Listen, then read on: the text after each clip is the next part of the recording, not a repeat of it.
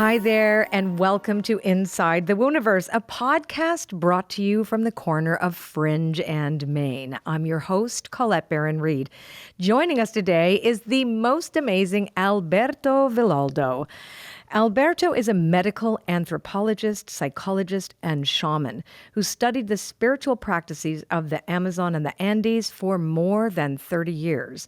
While at San Francisco State University, he founded the Biological Self-Regulation Laboratory to study how the mind creates psychosomatic health and disease.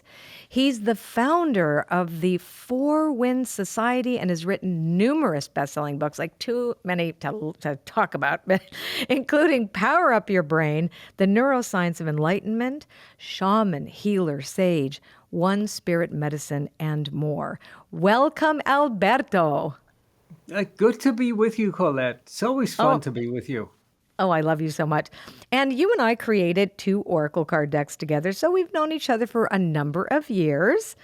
But I wanted to go back to the very beginning of your journey because I think, people know who you are now. You're very famous. I mean, you've impacted millions of people around the world, but I guess a lot of people don't know how you began. So can we start with, what was, where you were born and raised and how you got on the journey to become a shaman, medical anthropologist, and psychologist?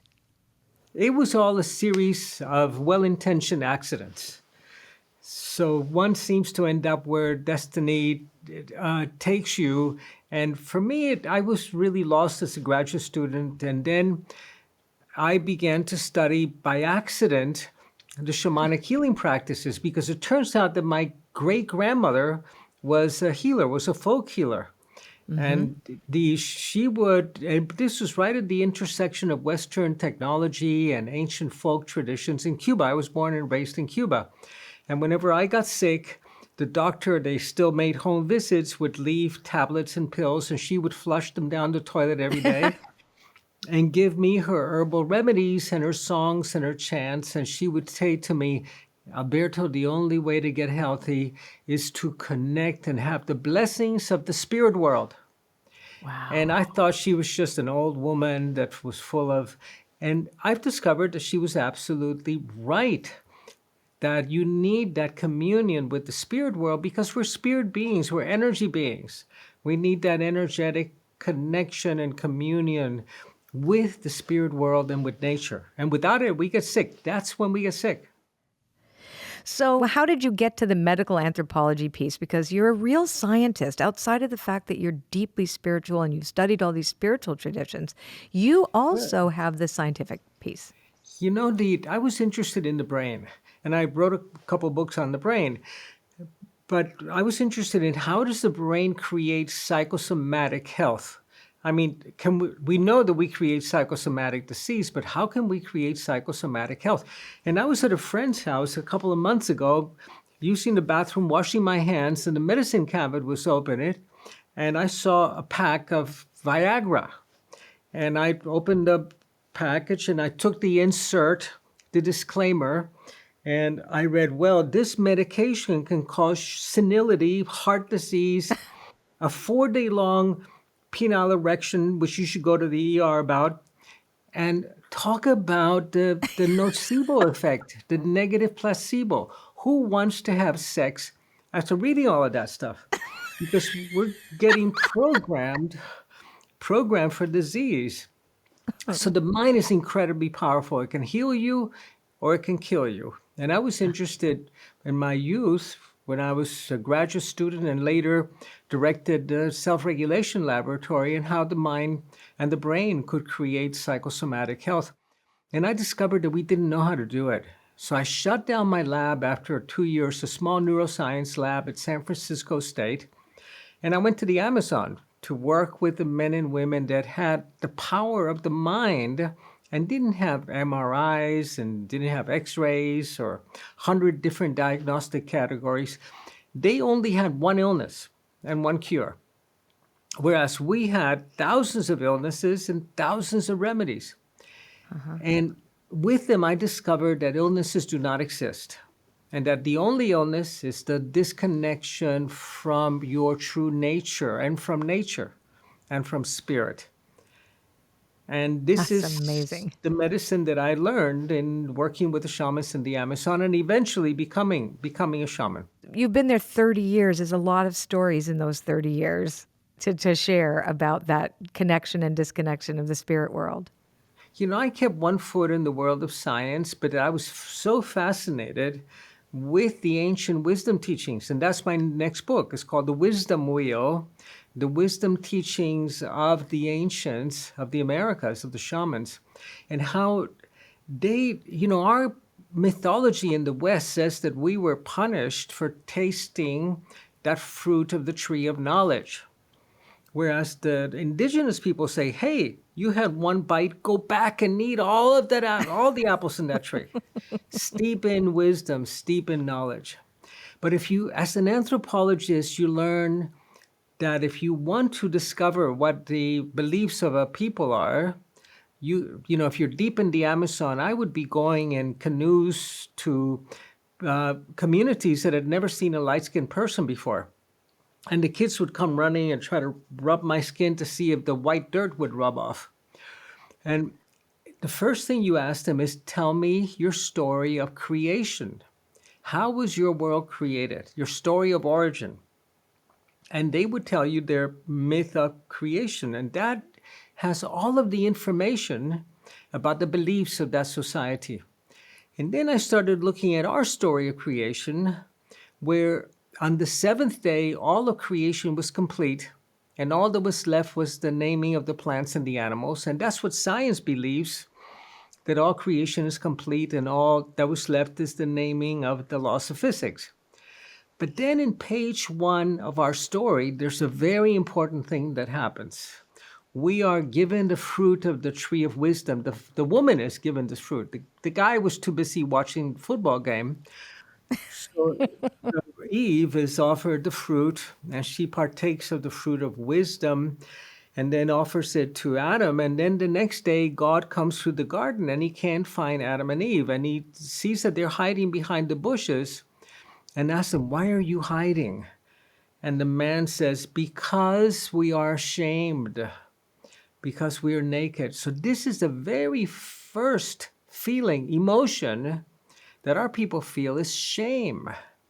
And this is what we have to heal today, to reown our bodies, reown our connection to nature, and rediscover our communion with God, with Spirit.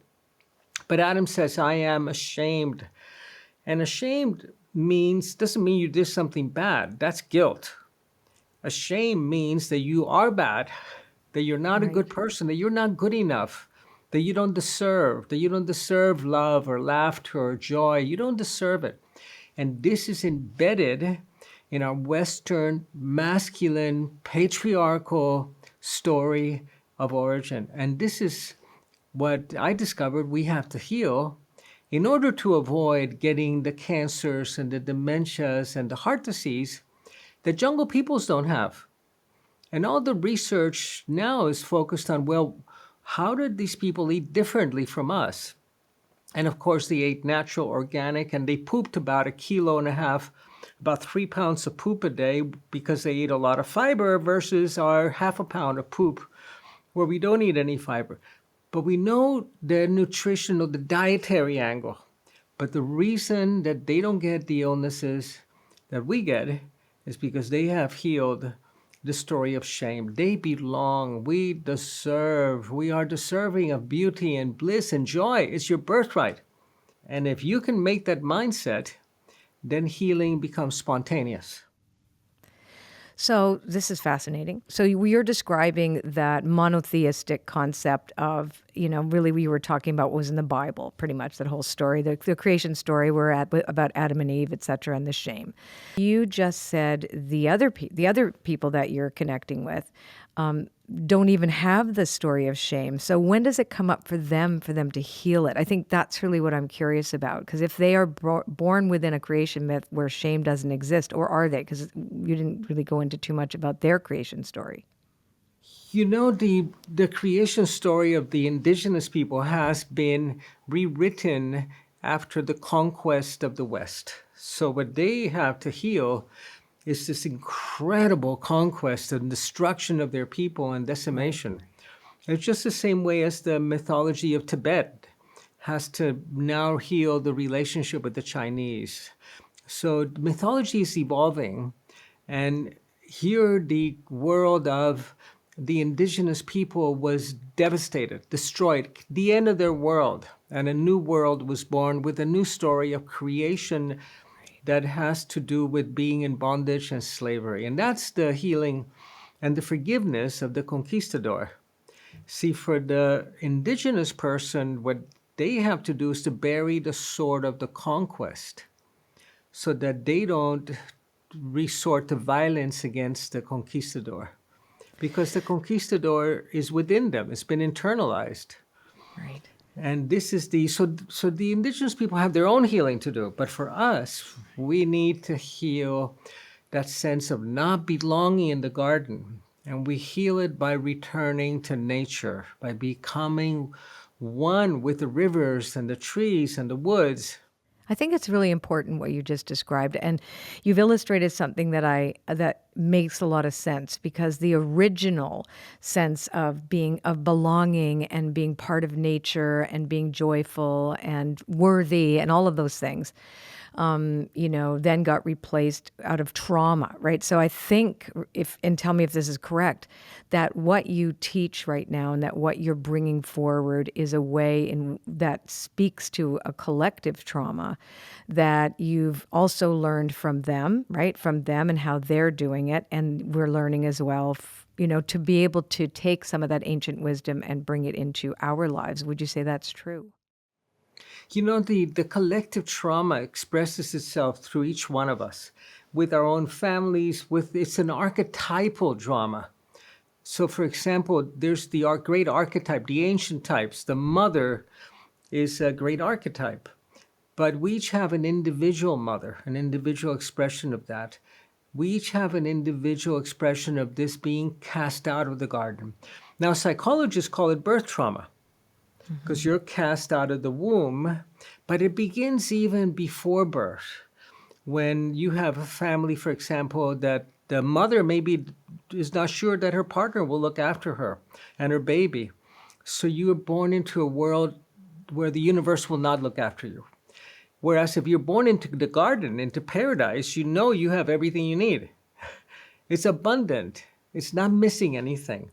And you have all of the love and all the nurturance, regardless of where you are, whether you're parented by a really great mother or you're parented by a village where you have 20 mothers, which is more common in other societies.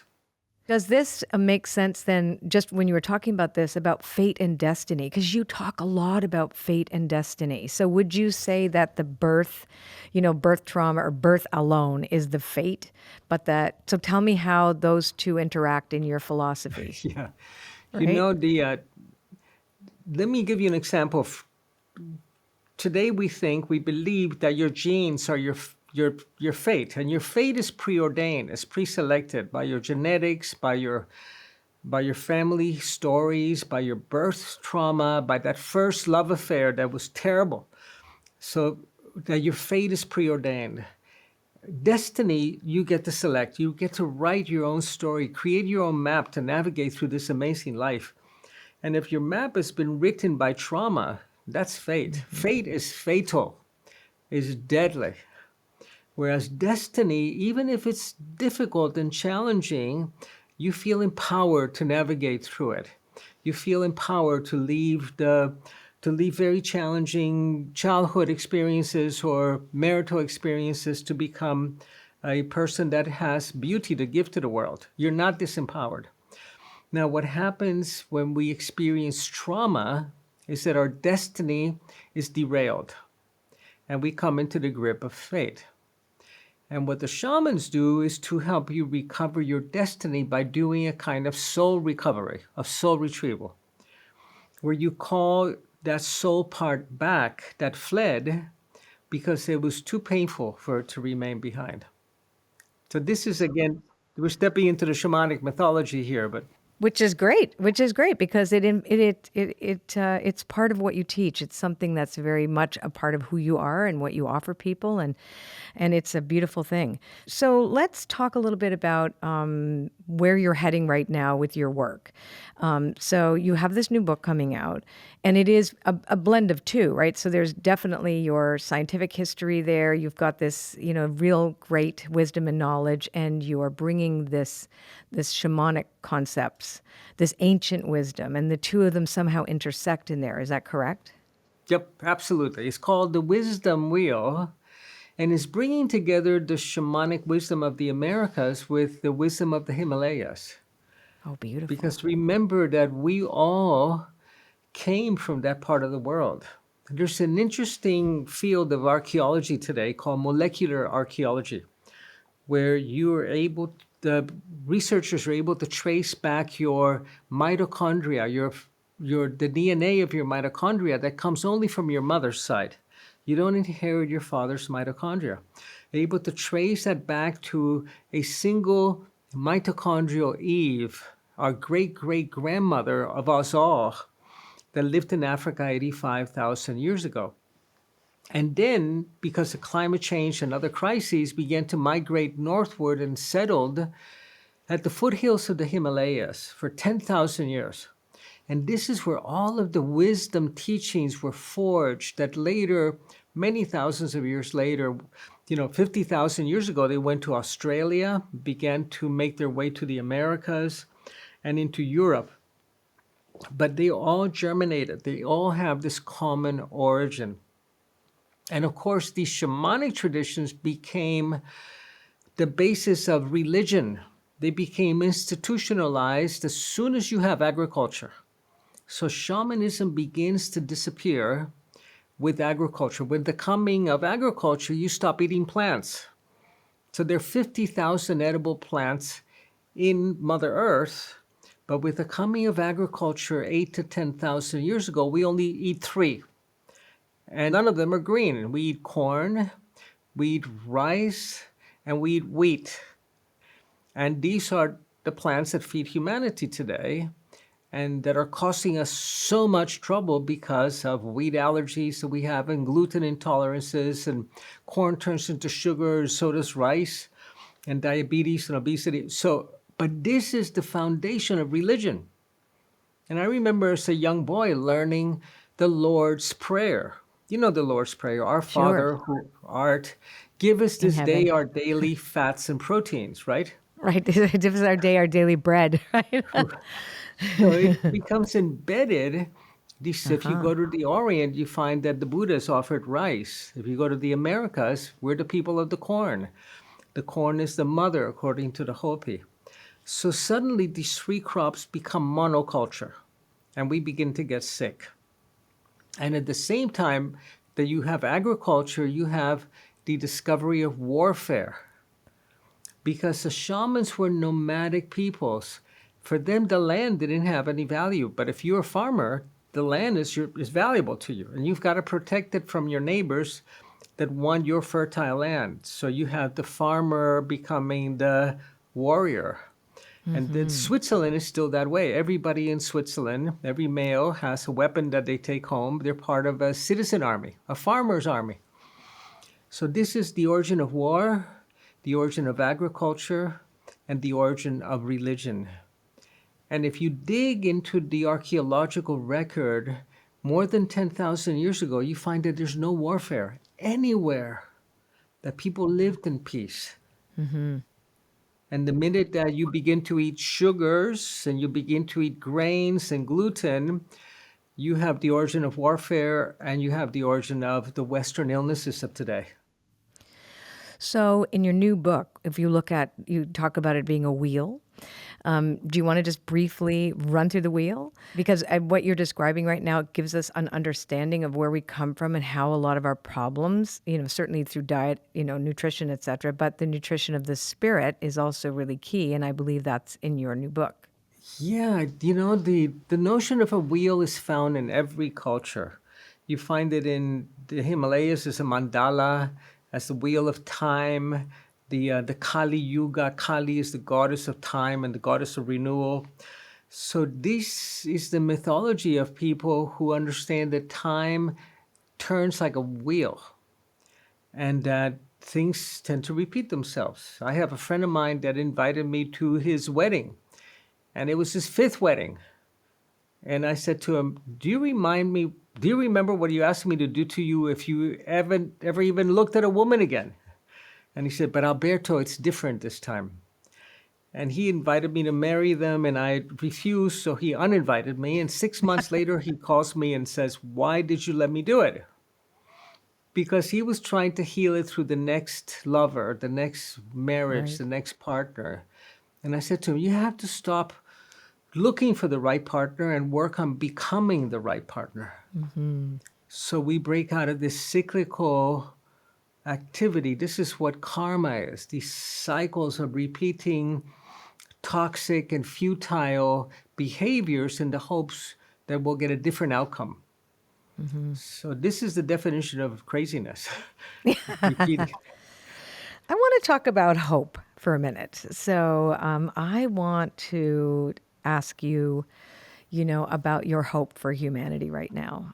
We know what's wrong. We certainly know that there's been trauma. You've seen it everywhere, right? And part of your teaching is to help people move beyond that. What about your hope? The wisdom wheel is about hope, Let's hear and that. it's about empowerment.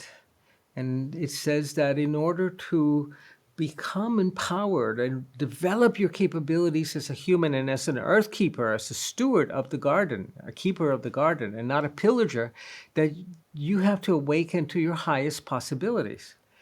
And this is wisdom. We learned with Darwin that it was the survival of the fittest and the stronger and the one with the most muscles and the most teeth. But in reality, it's the survival of the wisest and the most collaborative.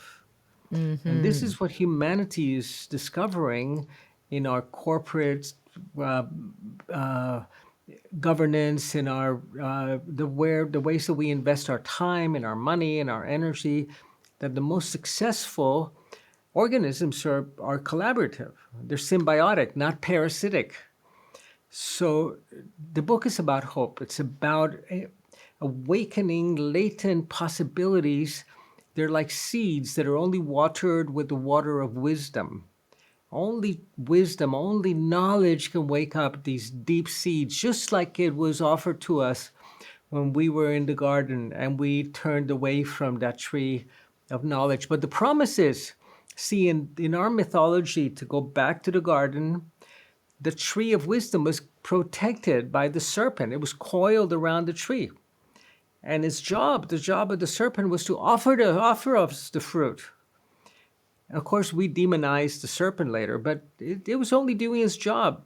In every other culture, you welcome that serpent energy.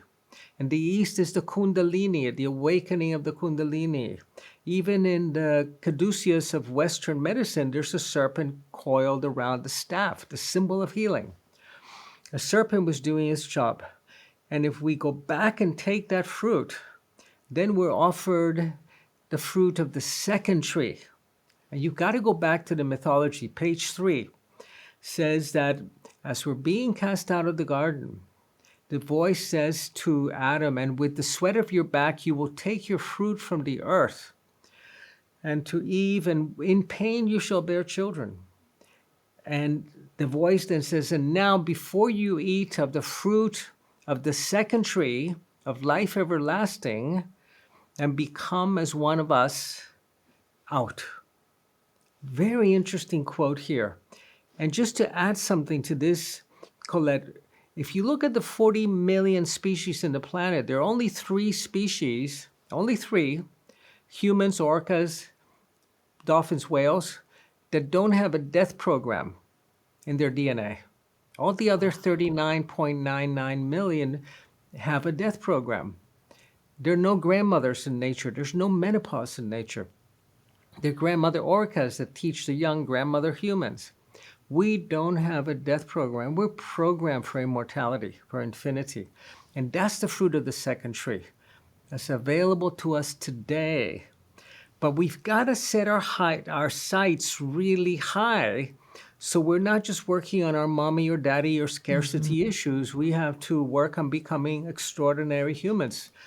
Homo luminous, what the shamans call it, the new human that's being born on the planet today. This is beautiful. So I think, would you say this is how we turn fate into destiny? Yep. And not just your destiny to become a writer or a corporate person or a CEO, but your destiny as a human, your human destiny to become an extraordinary human. Otherwise, if you don't take the opportunity, you're going to revert back to fate. And that's your genetics, the way your mother and your father got sick and your grandparents died. And you don't want that. No, definitely not. So, what are some of the new human aspects of the human luminous? Well, one of the traits, we're having a big issue with viruses today. Viruses have always been around, but the way the immune system learns is by getting exposed to a pathogen. It's by getting sick. You never get the same flu twice. But it's possible that this new human is going to be able to learn directly through the electromagnetic field and get the codes to develop immunity before getting exposure. Now, this is already happening today. Wow, that is fascinating. Tell me a little bit about the field and your experience with it. Have you ever had a really wild experience yourself personally? Part of my shamanic training was to perceive the field, the energy field around the body, and to see how, in effect, we are energy that has this body that it builds and rebuilds. And if you can upgrade the information, it's an information field. Energy is information. And there are different kinds of energy. For example, heat is a really stupid kind of energy. You cannot use heat other than to warm yourself. But electricity is really intelligent. You could use it for lighting, for heating, for running your computer. So the higher the intelligence of your energy, the information, the healthier your body becomes. And the more you develop these traits that are the extraordinary human traits, immunity, ability to see energy fields, the ability to perceive information at a distance, because we're all interconnected in the field. We have extraordinary capabilities of knowing what's true from what seems to be true, but is really a lie. It's hard to tell these apart these days. What was it like for you when you first perceived the field? Oh, it was crazy because I couldn't turn it off. I remember getting in a taxi one time with one of our teaching staff.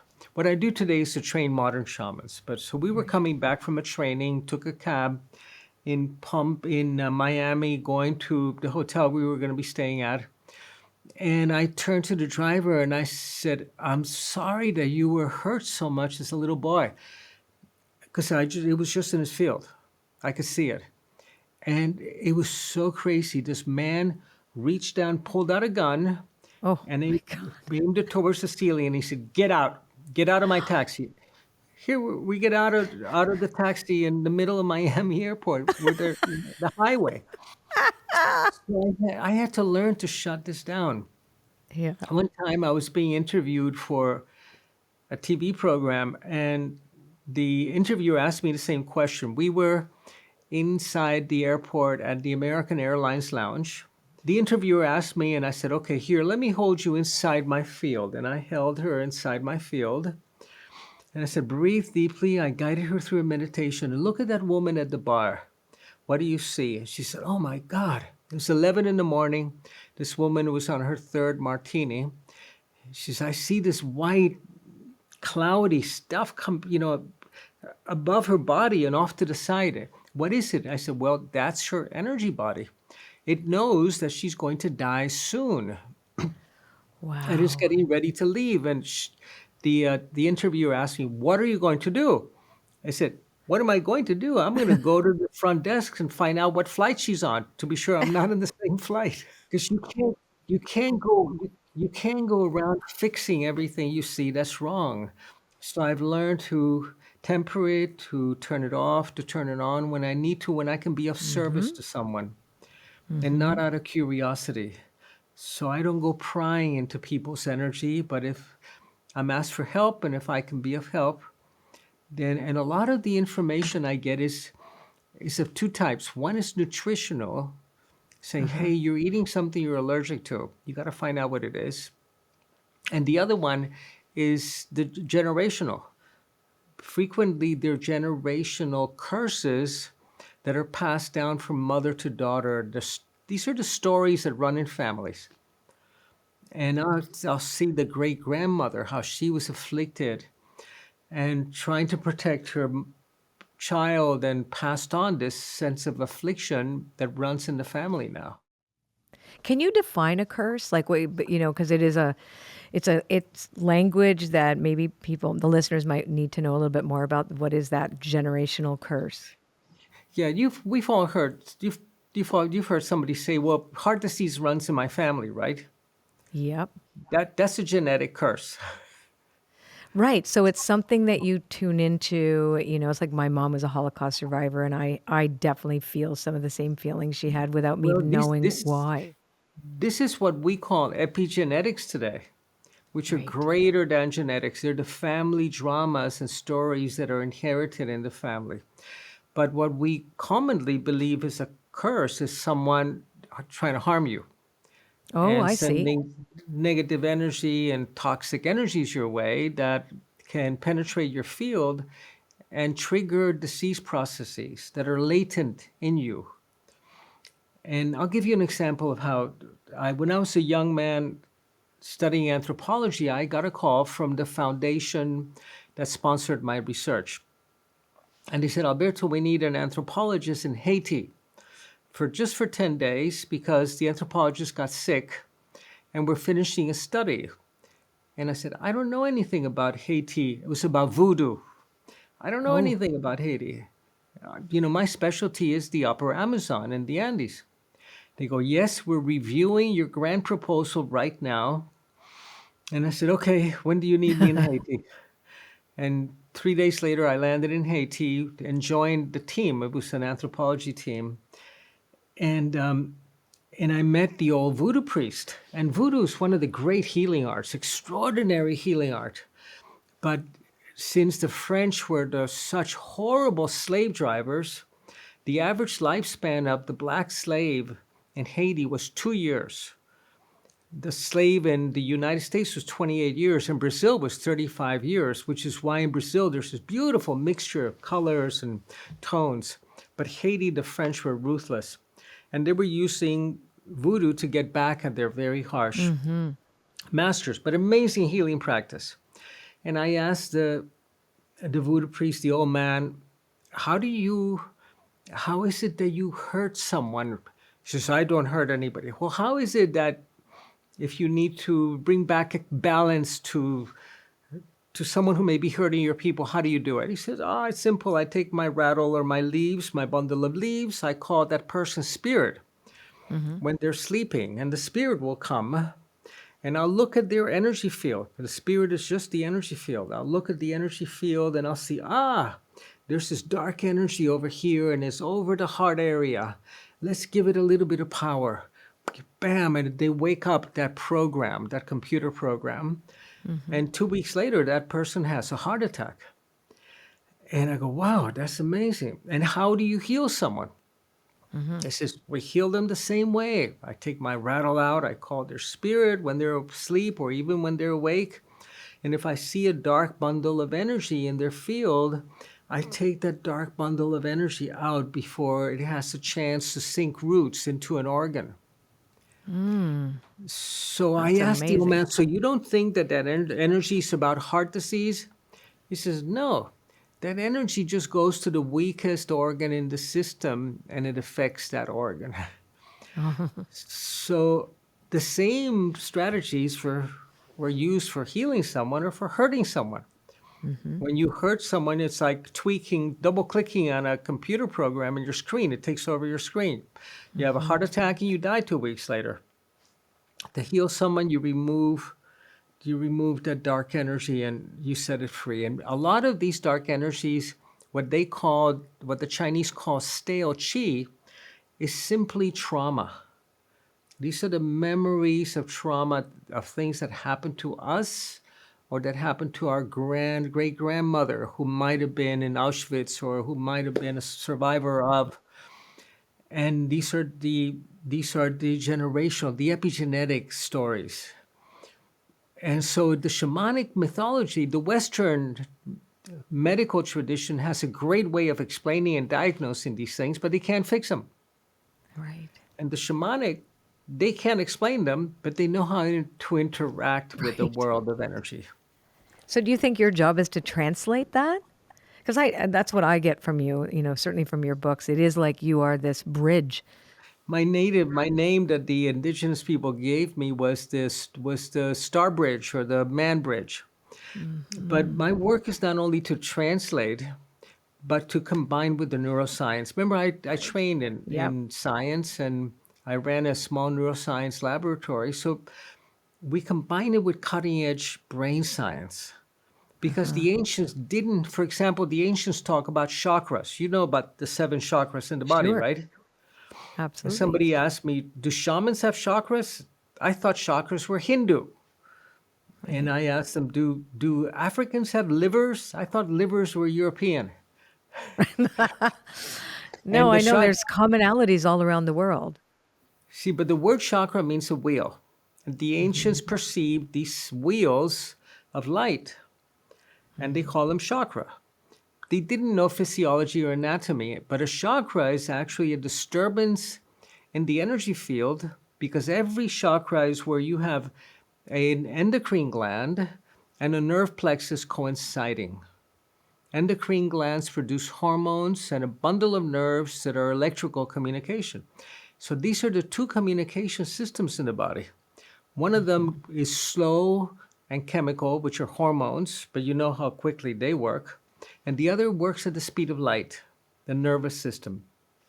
And when the two coincide, they create this disturbance that the ancients called the chakra. So my job is to understand the anatomy, the physiology, and the brain science behind it. So when somebody works to balance your chakras, they're balancing your hormones and balancing your nervous system. It all comes together. Yeah, this very mysterious, mystical language of chakras, they're connected to biology. That's my Uh-huh. job. Yeah, and I love that. You are the bridge. That is so true. You are a lineage keeper from the Kero Nation. Is that correct? You know, I have been initiated and by the shamans, yes, and I hold that position. It's like having a PhD. Right. And I think it's beautiful. I think it's like you were given this to teach others. And I know I've met some of the shaman because I've been to your place in Chile and I've been to a number of your workshops and they love you. Now, Four Winds, you are training modern shaman. Yep, that's what we do. That's what I do. Modern shamans that are versed in the ancient ways of energy. Because in the West, we ignore the energy field. When psychology and medicine tried to become scientific, they became scientific with the science of the 1800s, when we didn't know about the quantum field. We didn't know about energy fields. So today, we have the opportunity to combine quantum physics, quantum biology, and the neuroscience with this ancient wisdom practices. What the shamans had was, how do you work with it? How do you do it? What we have in the West is the explanation for how it works. It's the difference between information and wisdom. Information is knowing that water is H2O, but wisdom is being able to make it rain. Information Whoa. is knowing that you have this condition, this illness. You know, there are 155,000 diagnostic diseases in the West today. One thing is knowing the diagnosis you have, and the other one is being able to heal. We can bring that wisdom together with the ancient practices, and we are energy beings. The future of medicine is energy medicine, and that's what I do today, is to train energy medicine practitioners around the world. Love it. Love it. What a fascinating conversation, Alberto. I'm loving this conversation. So, if you're up for it, we're going to switch gears a little. Alberto, we have some questions for you. Are you ready? Absolutely. Okay. If you could have a magic power, and what would it be, and what would you use it for? If I could have a magic power, I would ask for tolerance.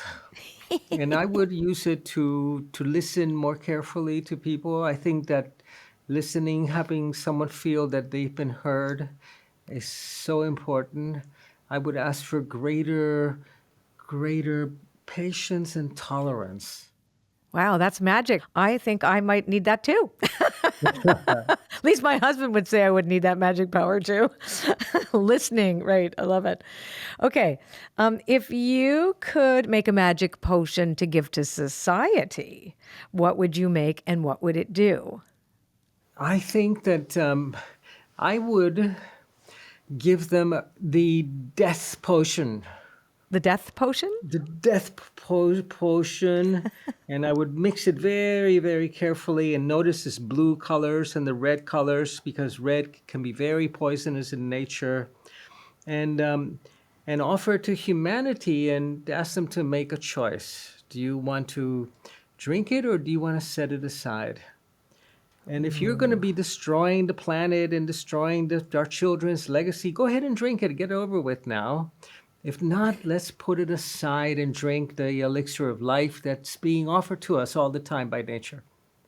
Wow. That's heavy. That's great. Okay. You meet Sorry, an extra. should I come up with a lighter one like No. I'm going to give you more. chocolate ice cream? Here's my favorite one. You meet an extraterrestrial. They are deciding to move here. What would you tell them about living on Earth? I would say, hi, Colette. So nice to see you.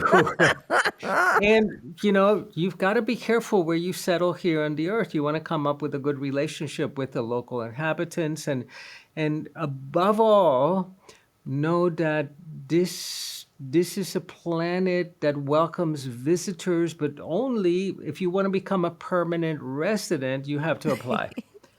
And which means that you have to be contributing to the future of this planet and perhaps not just sharing technology, but sharing the big-heartedness that perhaps your people developed that we have had a hard time developing because we still need enemies in our planet. Maybe you have transcended the need for enemies and can practice love in a fuller way that we can.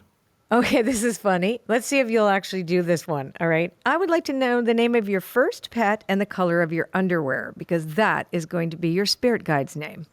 Well, my first pet was a little crab, one of these little crabs that have just like this the little house that they live in, because we lived by the ocean, and I would go and I would collect these hermit crabs. Okay, So and what these was its hermit name? crabs I really admired because they had their own house, they felt protected, but they were pretty agile. They moved pretty quickly for carrying a house in their backs. And they loved to be right at the edge of the sea where the waves washed over the rocks. And that seemed like a very nice place to be between the sea and the land. And And its name? yeah, I gave them names. What was its name? What was your first name you gave your pet? Angelina. Angelina, and the color of your underwear, please. The color of Angelina's underwear. No, yours. Angelina didn't wear any underwear. Okay, so Angelina Nude is the name of your spirit guide. Yeah, Angelina. No, it was not nude. It was Angelina Okay. Raw. Oh, Angelina Raw. Okay. Angelina Raw. Well, you have quite the name for your spirit guide. All right. This is one of the decks that you and I created together. It's called The Shaman's Dream. I would like to pull a card and just to close up our conversation and see what spirit has to say to you and I about this conversation and what else we could reflect on. And it's the hollow bone. It's all about teachability. Do you want to say something quickly about that? Yeah, this is such an appropriate card. I love that deck, by the way, that we did. Me too. And it's this is the dream. We're caught in a dream right now that for many people has become a nightmare. And for some people, it becomes a creative dream, and you can switch it. That's like changing fate into destiny. We can make that switch, and the card deck is very good for doing that. And the hollow bone is where you allow the wind, which is spirit, to play you, to flow through you, where you offer no resistance. And in the process, you make music, you make beauty out of it. Not suffering, not moaning, not how. No, you empty yourself and allow the wind to fill you. That's And the beautiful. wind, remember, the wind is spirit. Spirit is the breath. Inspire, expire. And the word for spirit is, the wind is the word for spirit. Yeah, in spiritus. So I guess when I say, what did we learn? I know what I learned today, and I had a great reminder that we are all more than we know, and that if we were to surrender to what life really has to offer, be willing to be teachable, to learn what the ancients knew, apply it to our lives, we could be so much more than we could possibly conceive.